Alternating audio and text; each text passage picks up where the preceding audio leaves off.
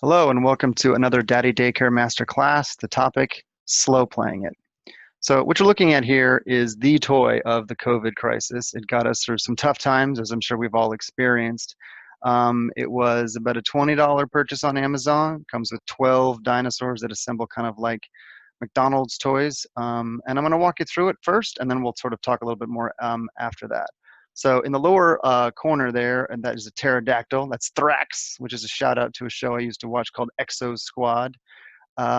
These two here, the taller one is a brachiosaurus, which you may recognize. Interesting thing about a brachiosaurus is that we probably, when we think, when we see this dinosaur, we're focused on the sort of the head kind of conch looking thing, but it's actually named because it has really high shoulders and long arms. So it's actually called arm lizard, and that's actually where brachiosaurus gets its name. Next to oh, and I should say that that brachiosaurus is Ellie. Shout out to Ellie Sattler, Extinction Level Event. There's a lot of things you can draw from that. But next to Ellie is Ice.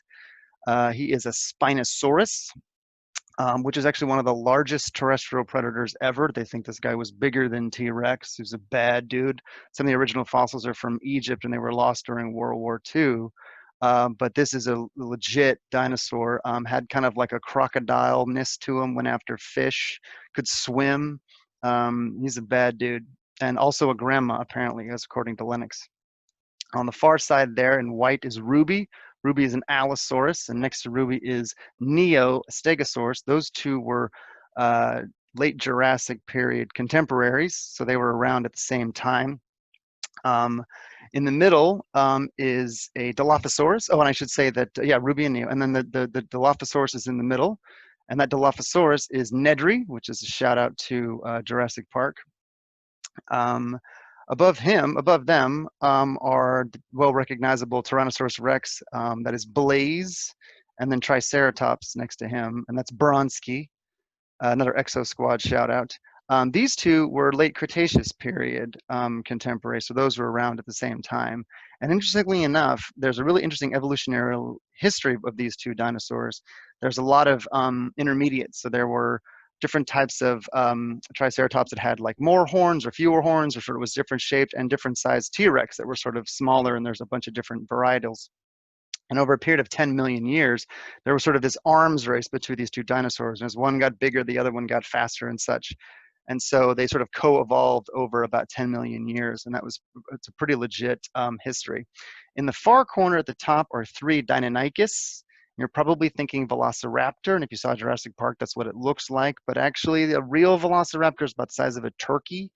And the real dinosaur that you think when you think Velociraptor is actually a Deinonychus. And that's what I'm trying to get into my kid's head at this point. But across the top, that's Geikuk, which is one of the first words Lennox ever said.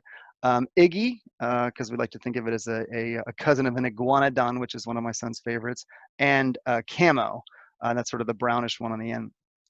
And then the last dinosaur at the very top is a Parasaurolophus, which is one of the more difficult dinosaur names to say. His name is Perry, which makes sense because it's easier for us to say. It's actually his full name is Parasaurolophus, so Parasaurolophus. And they think that horn thing was it used to communicate. It could like blow through and make a loud noise. So I just dumped a ton of dino crap on you. Thank you for sitting through it. And you're probably wondering, like, why the heck would somebody thought vomit that much dinosaur stuff, or how is that even possible? And it's possible because we slow played these. We didn't give them to these all at once. We didn't kind of like say, Lennox here. And I should say that my son is two, oh, not quite three. He'll be 3 in September. But we gave him one of these at a time. One toy came out. He kind of formed a bond with that toy. I think Bronsky the Triceratops was one of the first ones. And then we kind of just let him play with that. And it kind of, the rest sat in a closet. And then kind of maybe 3, 4, 5, maybe even 6 days later, a week, we pull out another one. And in that process, he, connects with the toy, sort of like, okay, cool. Like, who is this? We kind of give it a name. We learn about it individually. And then maybe he loses interest and it goes on a shelf. But then if you bring out another dinosaur, it's like, oh, not only do you get that value of that second dinosaur, but now it brings the first dinosaur back to life. And so we just sort of sprinkled these sort of one a week. and it got us through COVID. You know, we're in month 3. It's probably going to be another month before things are somewhat normal with him going back to daycare. And these just were a consistent contributor. They weren't, you know, we didn't lean on, it wasn't exclusively played with these, but it really got us through that. And it was a really like high quality toy that we could get for 20 bucks on Amazon. And it was a really nice solution. We got to learn a lot about dinosaurs in a way that was fun, and each one had its own kind of character to it. As I said, Ice is a grandma. Some of these are females, some of these are males, you know, trying to kind of mix it up in terms of um, characters and such. But it's been really a fun journey, and I knew a little bit about dinosaurs as any kid, but have kind of this is one of several ways we've kind of had been reintroduced. And one of the things that's really been a driver of that in terms of entertainment in my own education is there's a series called Planet Dinosaur that was made in like 2011, so it's a little older. Um, but John Hurt narrates it, and he's a different energy than Attenborough. He's a very, for those that maybe like, he's in V for Vendetta. He's an alien. He was in Contact. He has a great like British accent, and the series is really violent. It's not for kids, but it's like a planet Earth or a blue planet and such with dinosaurs, and it's all CGI, obviously, but it creates an ecosystem of dinosaurs rather than like looking at them in one-offs, like how they coexisted. And that kind of like arms race between T-Rex and Triceratops is in there. The whole Spinosaurus narrative is in there.